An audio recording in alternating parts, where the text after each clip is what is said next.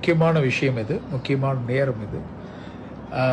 தமிழக முதல்வர் அவர்கள், திருமிகு விஜய் அவர்கள் கரூர் கூட்டத்தில் நடக்கும்போது ஒரு பிரகடனத்தை சொல்றார், மிகப்பெரிய பிரகடனத்தை சொல்றார். என்னன்னா, லஞ்சம் கேட்பவர்களிடம் கொடுக்க முடியாது என்று உறுதியாக சொல்லுங்கள். சொல்றது யாரு?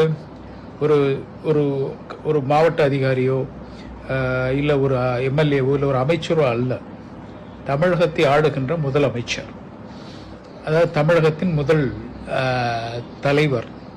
அப்படி ஒருத்தர் சொல்லும் போது நிறைய பேர் என்ன நினைப்பாங்க, அவர் சொல்லிட்டாருங்க, கீழே உள்ள வாங்காம இருப்பானா அப்படிங்கிறது அப்படியும், இல்லை இந்த சிஸ்டத்தை மாத்திர முடியுமா, இல்லை இந்த சிஸ்டம் ப்ராசஸ் ஆகுமா அப்படின்லாம் சொல்லுவாங்க.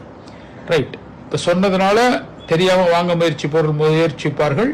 சரி, எதுக்கு டிலே ஆகுது நம்ம ஏன் அப்படின்னு சொல்லி கொடுப்பவர்களும் கொடுப்பார்கள். ஆனால் இதில் நடக்கக்கூடிய ஒரு முக்கியமான விஷயம் என்னன்னா, எதோட ஒப்பிடுறேன்னா, ஷேகுவேரா எப்பொழுதும் உடனே ஷேகுவேரோட ஒப்பிடுறீங்களா அப்படி சொல்லாதீங்க. ஷேகுவேரா மக்களை களத்திலே இறக்கி புரட்சி செய்தார் அப்படிம்பாங்க.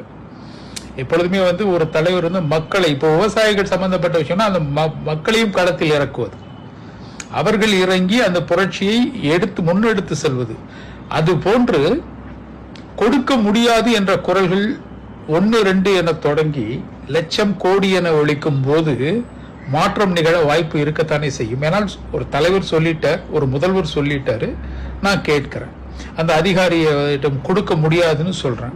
சட்ட ரீதியாக அவர் என்ன நடவடிக்கை கொடுக்க முடியாதுன்னு சொல்ற நபர் மேல எடுக்க முடியும்? அப்போ அங்கு பாதியாக குறைகிறதா, 20% குறைகிறதா, 30% குறைகிறதாங்கிறது விஷயம் இல்லை, ஒரு தொடக்கம். ஆகவே இது ஒரு அற்புதமான மூவ் நான் நினைக்கிறேன்.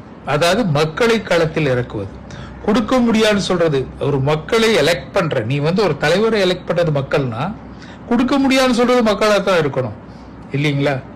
அதிகாரி கேட்கிறாரு, அதனால் வேற வழி இல்லை, எனக்கு அவசரத்துக்கு கொடுக்குறேன், அல்ல என்கிட்ட காசு இருக்க கொடுக்குறேங்கிற ஒரு வழக்கமான ஒரு பேச்சை தவிர்த்து பார்த்தால், கொடுக்க முடியாதுன்னு சொல்லு, கொடுக்க மாட்டேன்னு சொல்லு. இந்த குரல்கள் அதிகமாக எழ வேண்டும். ஆகவே மக்களை களத்தில் இறக்கிய முதல்வரின் இந்த மூவ், இந்த நகர்வு சிறப்பானதாக நான் கருதுகிறேன்.